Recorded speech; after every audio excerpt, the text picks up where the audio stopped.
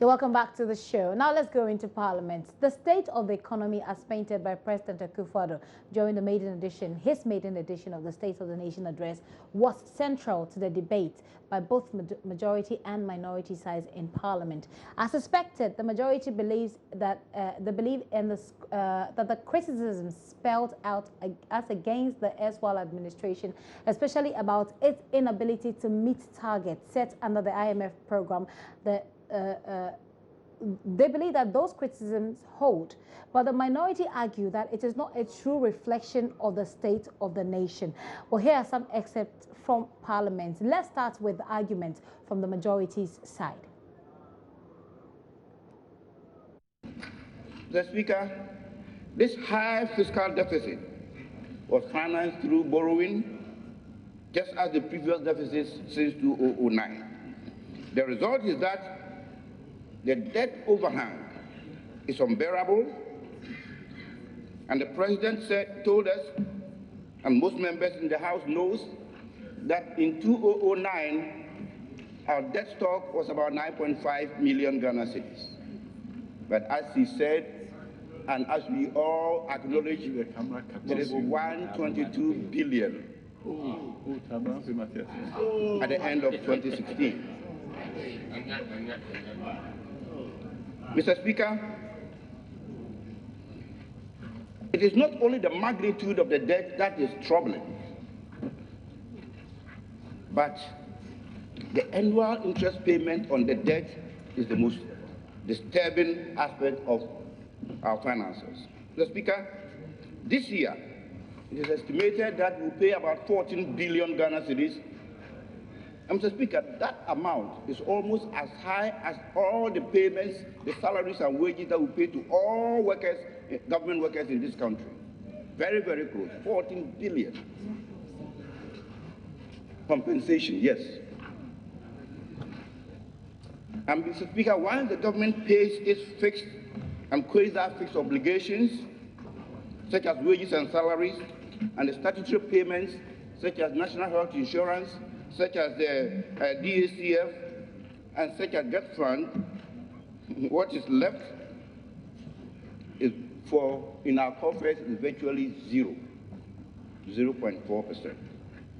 Mr. Speaker,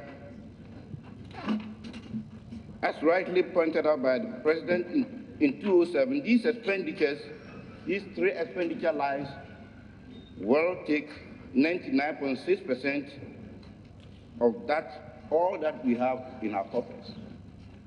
99.6%. Mr. Speaker, the situation has persisted over the years, and that is the reason why the previous government had to borrow all the time. Continue to borrow and got addicted to borrowing. We started discussions with the IMF and then entered into a program in April of 2015. And the program is to achieve these objectives. So one, if the program seeks to restore debt sustainability, let's see the numbers before we join the program. In 2014, the debt to GDP ratio was 70.2%, 2014. And you enter into a program with the IMF that seeks to restore debt sustainability. Now guess what? End of 2016, debt to GDP ratio is 74%. So you are in a program that seeks to restore debt sustainability. You have moved from 70% before you joined the program to 74% as of now. Mr. Speaker, the program also sought to restore macro stability. Now, before we entered the program, the fiscal deficit in 2012 was 11.5%. Then they did 10.1% in 2013, and then 10.2% in 2014. 3 continuous years of double-digit deficit, unprecedented in this country. So you entered the IMF program. Under the program, you are to restore macro stability. So we're expecting you to do 5.3. This year, the deficit 9%.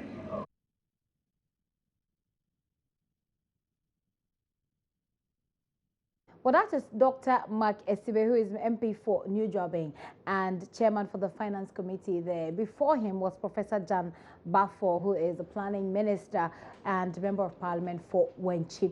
Well, that is the argument on the side of the majority. When we come to the minority side, whilst former Deputy Finance Minister Kese Latofosin challenged the debt stock and inflation figures, former Energy Minister Amakofi Buah was emphatic that the Akufo-Addo government is rather reaping benefits of tough decisions taken by the NDC at the risk of being unpopular. Mr. Speaker, I move on to the next point. Mr. Speaker, His Excellency the President. What is it? His Excellency. Honourable members, order. His Excellency the President, in delivering the State of the Nation's address, mentioned emphatically that the debt to GDP is 74%. Mr. Speaker, he didn't leave it there.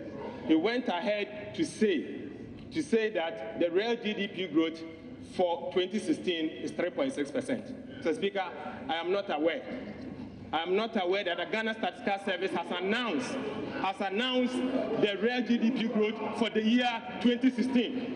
Mr. Speaker, the Ghana Statistical Service, as we speak, are working on it. Mr. Speaker, the 3.6% can only be provisional. Mr. Speaker, for the records,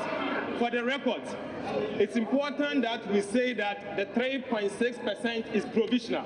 Mr. Speaker, if he had said provisional, Mr. Speaker, I wouldn't have gone there. Mr. Speaker, because he was emphatic with 3.6%. Mr. Speaker, he went further to say that this is the worst in 23 years. Mr. Speaker, let me also say that in 1994, the real GDP growth was indeed 3.3%. From 1994 to 2016 cannot be 23 years. It is 22 years. So next time be average. Mr. Speaker, let me also say. Mr. Speaker, the President also began the story of the energy sector by announcing to Ghanaians that they have inherited a net debt reaching $2.4 billion as of December 2016, and that $800 billion of that debt is owed to Ghanaian banks. What the President didn't add was the span of how much this debt has been created. And let me make it clear, this is not a debt that has just been created in the last 4 years. This debt spans 4 governments, including the 8 years of the MPP. And Mr. Speaker, if we recall, in 2009, our late President John Evans Atamel stood in this house and recalled the opipim that has been left for the NDC in the energy sector. Mr. Speaker, but it is important that we understand how we came to this debt and what the NDC government has done about dealing with this debt. Why we accumulated this debt, Mr. Speaker. One, we know that when we came, we started off, we had so much hydro, we didn't know what to do with it. We were even supplying electricity to our neighboring country. In fact, Benin caused electricity at Kosombo. That is how much power we had. But over the years, Mr. Speaker, and so we were giving subsidies. There were subsidies on kerosene, petrol, marine gas oil, on subsidies on everything. We also had these losses as a result of forest, importation of products, and exchange rate losses. And we had to pay BDCs millions of dollars annually. Mr. Speaker, we also know that ministries, departments, and agencies, over 700 secondary schools, institutions, universities, all we had to do every year was just use the electricity and send the bill to the Ministry of Finance. That is what brought us to this. And what have we done about it? We took very drastic and painful measures as a government to deal with these issues. Mr. Speaker, you recall, in July 2015, price deregulation became effective, a very bold decision to address the issue of government indebtedness to the BDCs resulting from under-recoveries, forest losses, Today, Mr. Speaker, our president is a very lucky president. This government will not be dealing with new debts as a result of importation of this. He's only going to do with legacy debt, and that's exactly what we are talking about, legacy debt. He calls him a very lucky president. That is former Energy Minister Ama Kofi-Boah. There before him was Kessel Atuforsen, former Deputy Finance Minister. Joseph Opoku-Gakpo is in the studio with me. He's been in Parliament with them. Someone will say feeling Gadoji. You've been with them. So usually, Gakpo, when they engage in this back and forth discussion about, and then sometimes they're laughing along the line, do they really mean the points that they raise, or are they just laughing because like these are our brothers sort of thing? I'm sure the laughing mate has to do with them trying to paint the picture that despite these arguments, they remain a united team. They are politicians. Some of them are friends. Some of them are brothers, and all of that. But if you listen to the arguments that they make, sometimes these arguments that they made before. For example, the very day that the State of the Nation's address was delivered, if you listen to the interviews that Kessel Atuforsen, Dr. Makasibe Eboah, and all the others granted, the positions they expressed then is what they appear to have stuck by, even when they went into the debate earlier today. If you paid attention to the press conference that the minority addressed in Parliament House yesterday, led by the minority leader, Haruna Iddrisu himself, a lot of the arguments that came up today, disputing the figures having to do with the IMF's review of the nature of the economy, the figures having to do with the nation's debt. These are arguments that they raised then and they appear to have stuck by till today. So then it gives the impression they probably believe it, but you may never know what's in their hearts. What's in their hearts? That's something we'll never know. Unless we do a surgery, even that we won't know. We would never Okay, know. let's get to the substantive matter. Today they've been debating this back and forth. Like you say, these are things they've said already, so we know. Were there any other issues that were raised on the floor of Parliament today? The minority, for example, has concerns with why President Akufo-Addo, when he addressed the House, did not acknowledge that when it comes to the Planting for Food and Jobs policy, the agric one that he announced, you would recall President Akufo-Addo indicated that an amount of $125 million Canadian dollars had been secured from the government of Canada to help with that project. Hassan Suhuyini, the Member of Parliament for Tamale North, spoke on the floor. He indicated that this is money that was secured by the NDC government, and they had negotiated for this, and the money was expected to come up in March this year. So he doesn't understand why President Akufo did not duly acknowledge the NDC government for having secured this amount, which they are now pushing to go support their own policy, which is the Planting for Food and Jobs policy. He would definitely get some response from that, didn't he? The debate actually continues tomorrow, and so it's expected that that would come up tomorrow as they continue the debate on that. There was also another concern that came from the majority side. Kweku Kwarteng, who is the Member of Parliament for the Obuasi West area, he pointed to the energy sector levy that's been collected by the previous government, up until this stage. You recall that the finance minister had given him that they may or may not, scrap that. But Kweku Kwarteng's concern was that this money was supposed to go into the payment of debt when it comes to the energy sector. The president said it was up to $2.4 billion US dollars. Kweku Kwarteng's concern is that the observation from the records is that over the last 6 months, the money was actually invested in buying crude oil to create the impression that they had dealt with the Dumsor situation. So the money did not actually go into the payment of the debt in question as was expected to. Well, that's also one of the concerns that came up. But with that, I got a quick reaction on that from the members on the minority side.